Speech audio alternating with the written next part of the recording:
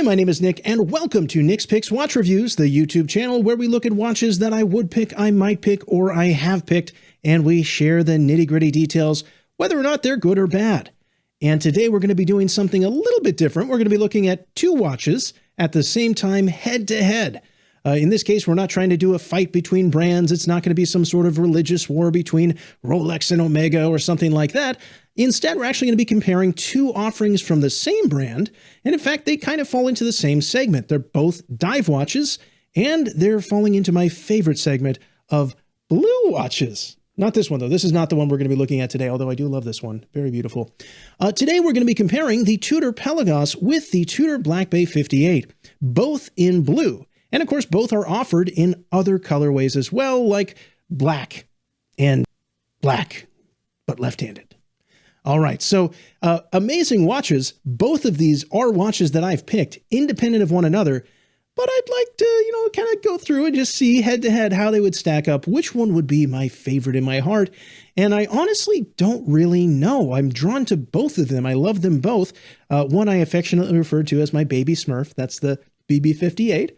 And the other I tend to just wear all the time, and I don't necessarily refer to it as anything other than my Pelagos, so it doesn't really have an affectionate nickname. That doesn't mean I love it less. But we're going to stack them up today across 10 different dimensions and kind of discuss from there. Now, first of all, Tudor, as a brand, you might say, okay, well, I'm going to tune out now because that is the poor man's Rolex. Guess what? Yes, maybe. Okay, so in the beginning, right, sure, that was the idea, is that we could take these Rolex cases, these very nice beautiful watches, and power them with a different movement and then deliver them at a lower price and thus make them more accessible to more people. However, it's been a long time since then, and no longer are they going to be powered by movements off the shelf from other manufacturers, mainly because the Swatch Group doesn't like that anymore. They don't want to offer movement parts to other companies, especially competitors, but also because Tudor wanted to deliver better value. And so we have in-house movements now in partnership with Breitling in a few cases as well, which is kind of interesting because you get the same movement on, two different manufacturers with vastly different decoration. Breitling tends to take it up a notch there. So I think we're probably in pretty good hands with this set of companies being involved. Now, let's go ahead and take a look at the specifications of each and dive right into it here. All right, so I'm not going to spend a lot of time on specifications here because we will be comparing side by side and looking at a lot of different dimensions. But initially, as we take a look at the Pelagos, you can see it is definitely larger, coming in at a case size of 42 millimeters, which is right on my edge of comfort. For me, I actually like to have watches that are between 38 millimeters to 42 millimeters, and this is right on that edge. I do have a few larger, and that's stretching it. On this one, we have a titanium bracelet and titanium case with a steel case back, because if you do a titanium case back with a titanium case, they tend to weld together. It's not a good thing to have happen. So this one is powered by a in-house movement, as we mentioned before.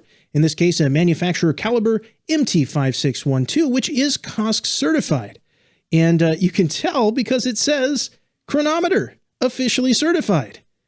And in fact, I don't know if I should even read the spec sheet or put it up on the screen because it's printed on the dial. I feel like there's 50 pages of text with every specification you could imagine on the dial. This is the high word count edition since 2015. There is more text on the dial because there is that in-house movement at that point. Now, right next to it, we have the Tudor Black Bay 58 offered in blue, which comes in at a much smaller 39 millimeter case size compared to that 42, and is offered on a steel bracelet with a steel case, and of course, steel case back in this case. In terms of water resistance, side by side, we see a 500 meter water resistance written on the dial of the Tudor Pelagos, thanks in part to its helium escape valve, which you can't see, which is very nice, tucked away at the 9 o'clock. For the Tudor Black Bay 58, you'll notice that the water resistance is 200 meters. So a little bit less water resistance. They're both divers, but they're kind of a different class of divers. If I ever needed to, while I'm sitting at my desk, go for an emergency saturation dive, I'd go with my Pelagos, whereas the Black Bay 58 might be left behind. I've never had to do that, though, so I think I'm probably okay. We can see that the Pelagos has a huge lug width at 22 millimeters compared to the petite, and actually it's just normal size, 20 millimeter lug width of the BB58. Now, the BB58 features a 47.75 millimeter lug to lug, whereas the Pelagos comes in at a 50mm lug-to-lug, right on the money. So definitely the Pelagos commands a lot more presence on the wrist. But let's start comparing in terms of pros and cons, things that you might look for. Now, in terms of this review, I think the first dimension that we should compare against is styling. As we look at these two watches, they are drastically different in style, even though they're from the same manufacturer, and even though they're both dive watches. As I look at the BB58, it reminds me of the Rolex 6538 on the wrist of James Bond in From Russia with Love. And I know, I make all these James Bond references. I probably should stop before I turn into David Zaritsky, and I love that guy. But here's the deal. It really does, and that's one of the things that drew me to it. In fact, I first saw it obviously in black because it came out in black first, and it really did. It looked like that so much. The case shape was there. The crown was there without the crown guard. It was, the same size. There's a big old crown there. You look at the handset. You look at the red triangle at the noon on the black version of it, and it really did line up exactly to it. In fact, the case size even lined up to that Rolex 6538 Submariner. And so I was kind of drawn to that watch initially, but when they came with it in blue, and I heard the rumors that, hey, there's going to be something blue, I actually emailed my AD right away. I was like, listen, you got to hook me up. You got to, please, I need this in blue. This is going to be the best thing in my life. And I was able to get it. I was able to get it actually on the first day it was offered for sale. I was very happy to get that. And it had that classic vintage styling. And that's one of the things I appreciate about Tudor. With Rolex, you're going to get that modern sporty styling all the time. With that little, you do get the classiness and elegance with it as well. But with Tudor, they really just raided Rolex's vintage design drawer, which you could argue that, well, they raided their own vintage design drawer at this point. But they shared the cases. So, and they're really delivering those vintage designs with modern movements. So you get the modern technology, you get a reliable watch that's not going to, you're not going to be worried about, oh no, is the water resistance going to hold up? What are the gaskets going to do? Is the handset, am I going to be able to see it? It's all there, and you get the vintage styling as well. So maybe if you're saying, I'm in the vintage styling camp, I love vintage, that's for you. The BB58 is going to be a winner. So we'll give it a point for that. Now, we can also give a point to the Pelagos. Honestly, if you're in the world of modern styling, you're saying, I don't really like the vintage throwback stuff. I just give me something that looks modern because it is modern. Give me something that is going to look like it came from this era as a tool that I might actually use. I want that high legibility, high visibility. Yes, I want the modern technology and the modern style. Then the Pelagos gets the point. But honestly, for me, it's a draw. Both of those are positives. I like vintage styling and I like modern styling, as long as the watch is going to hold up. I don't like watches that are flaky or break or don't hold up. So both get a point for styling. It's just different style. Nothing wrong with either of those styles. Now, another point of comparison we can make is on the case material. We had said before that the Pelagos has a titanium case. And whereas normally you think of titanium as lightweight, the weight of the movement itself actually kind of made up for that. So despite its titanium case and titanium bracelet, it actually still weighs quite a bit. Now, if you look at the Tudor BB58, you have a watch that has a classic steel case and bracelet. And so in terms of the pros and cons, usually it's going to be a weight difference that you're going to call out and going to say, okay, well, I recognize that this one is titanium because it weighs less. In this case, because the movement weighs it down a lot more for the Pelagos, it's kind of a draw in terms of weight. And so now you get the other attributes of titanium and steel in play. The titanium, it is going to change color over time. You can even see right now that as we have this view up, the titanium is a little bit darker gray compared to that lighter silvery steel. So case material definitely might come into play. Again, it's a draw. For me, I would give a point to titanium before I would give a point to steel, but I know some people would rate it completely the opposite way. And you'd say, I need a steel case. Titanium for me is a downside. So we could also give that a try. And you could say, well, okay, I see where this is going. You just love them both. You're just going to say, and that's true to a certain point. But I will be fair here because we're going to see that not everything is happy all the way through. There are some things that I'm going to point out and say, I wish we could see something else. And one of those first things is the dive extension story. The dive extension story for the BB58 is sad because it's supposed to be a dive watch, but there's not really a dive extension. It has a little bit of micro adjust, but no real way to extend the size of the bracelet. The Pelagos, on the other hand, it has a traditional dive extension, and the clasp not only locks into a few different positions for comfort, but also gets into a spring-loaded kind of mode where it can slide and move with your wrist as it grows and shrinks. If that's not enough, you can ditch the bracelet altogether because it actually came with a complimentary rubber strap.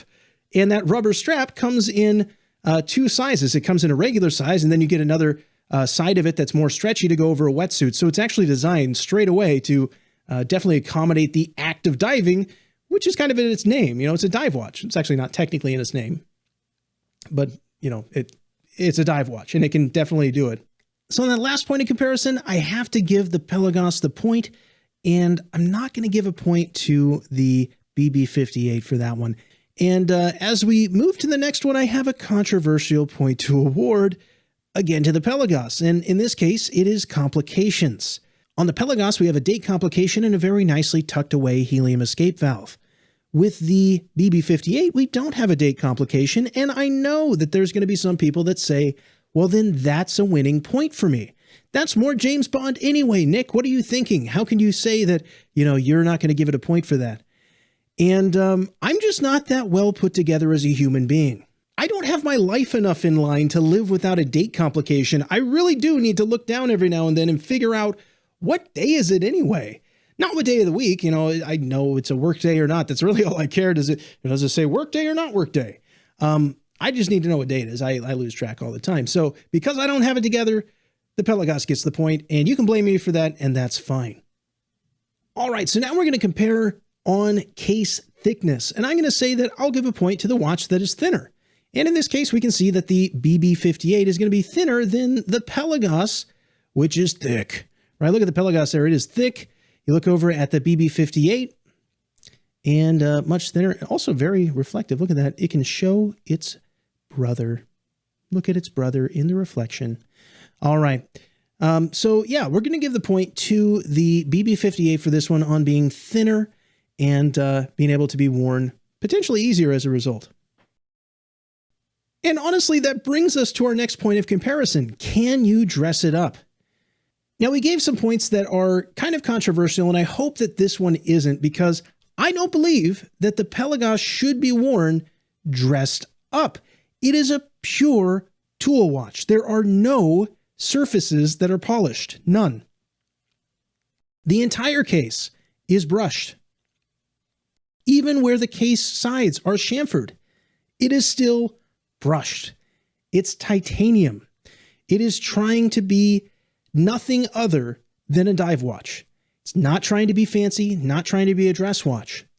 You compare that with the styling of the BB58 on the other hand, and we have something that has high polished sides. High polished sides not only on the case, but the bracelet as well.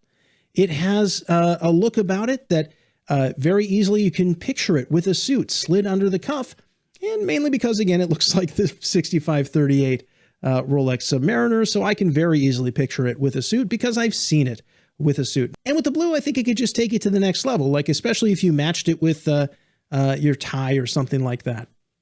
Now, maybe even now you're saying, but no, I'm still going to dress up the Pelagos. Look, even the handset has a rough textured finish. It's not trying to be elegant.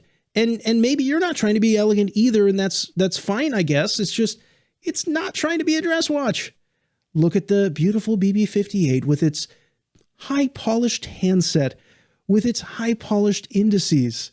And then look at the Pelagos. It's a tool watch. It's not ashamed of being a tool watch. So the point for this one, you know, it's up to you. Do you want to dress it up or down? You know, you can give the point where you want, but for me, I'm going to give the point to the BB58. I do like having a watch that's more versatile, where I don't really have to think about it. I could be wearing it one day, using it as a tool, and then the next day I could decide that I want to dress up and look nice and not change my watch. And this affords me that opportunity. So the next point of comparison is going to be the bezel. And it's not going to be the clicks of the bezel that we're interested in so much as the material of the bezel in this case. With the Pelagos, we have a ceramic bezel with Lume. And the lumed markers on the bezel are actually separate components. It's not painted on. They're actually separate pieces. Unfortunately, I've seen in mine that they can fall out. I actually bought it with a marker missing at the 3 o'clock. I was able to get that fixed under warranty for free after 4 weeks of waiting for it to come back to me immediately after purchase, which were super painful, but I have it. In theory, it's more durable to scratches, but not necessarily to shattering. And of course, we have the aluminum bezel on the BB58 to compare it with. I'm going to give the point to the ceramic bezel because that's me. I prefer ceramic bezels, and I prefer durability against scratches compared to durability against shattering. And in this case, I've actually seen that the warranty, they'll fix it anyway. So I'm okay with that. I've also had scratches on the ceramic, and you might say, well, wait, you just gave it a point and you've had scratches. But I was able to remove them because it wasn't a scratch in the ceramic. It was transfer of material from something else. And I was able to use a pencil eraser to, spend some time with it and get it off, and it looks beautiful again. So if you do have what appears to be a scratch in the ceramic, try the eraser trick. You might find that it's actually just material transfer from something else that actually got scratched by the ceramic instead. So let's talk about lume. We have so much lume on the Pelagos, so much. It's not only lumed on the handset, on the indices, but also the bezel. And it is a beautiful blue lume. It is so gorgeous. In fact, that was one of the things that kind of won me over with this watch. The BB58 does have amazing lume. It does work. It's green lume, and it has staying power, it has brightness, all the things you want.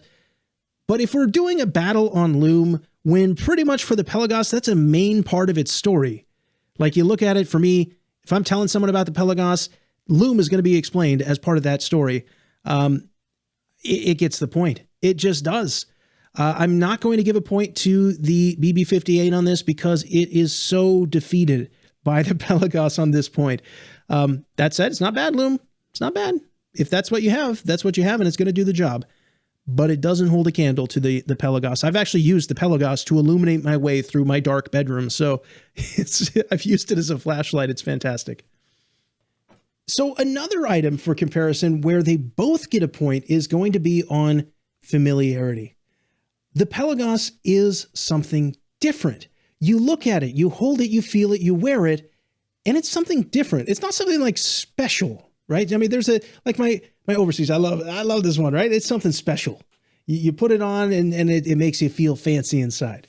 That's not the Pelagos. It's something different. It is a modern sporty diver from a brand that has heritage, that is, carrying the Tudor shield to demonstrate that heritage, but also modern styling. And it looks and feels different. Like most watches are trying to be a little bit elegant. They're trying to, connect with that brand heritage and play off that in a huge way. This one is taking advantage of their expertise and just running with it and saying, I'm something completely different from a brand that is mainly black base. Not going to lie, they're mainly black base. The BB58, on the other hand, it's going to get a point for being something familiar. Maybe you're drawn to watches that are familiar to you. They feel like, this feels comfortable. This feels like home, or I can put it on and it feels like something special. That is the BB58. You put it on, it does feel like something special. I think for me, the special feeling comes from anything with high polish and chamfered edges, let's be honest. And then if you can see through the case back and you see a beautiful movement, then it's really special. And if it had a high price tag and you got all that, then you don't feel bad about that price tag, but the price tag is not what is making it special. In this case, the BB58 does deliver as something familiar. It feels and looks like a vintage Submariner. And to me, that is a familiar thing. And if you look through my collection, that's kind of a pretty familiar thing. I have quite a collection of things that look and feel that way because it's familiar to me. I like it. It's like a safety or comfort blanket. I love it. But if you like things that are familiar, you'll probably like the BB58. If you like things that are a little bit different, they do fit a category. Sure, we could say this is a saturation diver, or this is a diver in general, or this is a diver from a highly respected brand. Then it's going to deliver that, but it's a little bit more than that too. Something special, something a little bit different. So I know that last category was kind of wishy-washy. You're like, I don't know what that last category was, but we're going to give it both points just so we can get that score up and compare across 10 different dimensions. Now you might have said, well, I only counted 9. Well, here's the deal. We're going to throw in a bonus category called freebies. I got a freebie with the Pelagos. And in this case, that is that extra strap, and it comes with it in the box. So to me, that gets an extra point. as a thank you to Tudor, but they made both of these watches, so thank you, Tudor, for giving us both of these to choose from. Now, if we total up the score, we can see that, for me, the Tudor Pelagos is my favorite blue diver from Tudor, which is a really weird category. But it doesn't mean it's the best one for you. And so I hope with these points of comparisons, you could really think through, which one is for me? Is it going to be the Pelagos with its modern sporty styling, with its use of the shield logo for Tudor versus the rose, the vintage throwback that's in the BB58? Or is it going to be the BB58 with its domed sapphire crystal, the vintage styling, the high polished edges, the thinner case size so it actually fits under the cuff, this stainless steel case and stainless steel bracelet? Or is it going to be back to the Pelagos with its amazingly high legibility? I can see it in the light. I can see it in the dark. I can see it with my eyes closed. It's like shining brightly through my eyelids. Which is it going to be for you? I don't know. Tell me in the comments. And until next week, take care.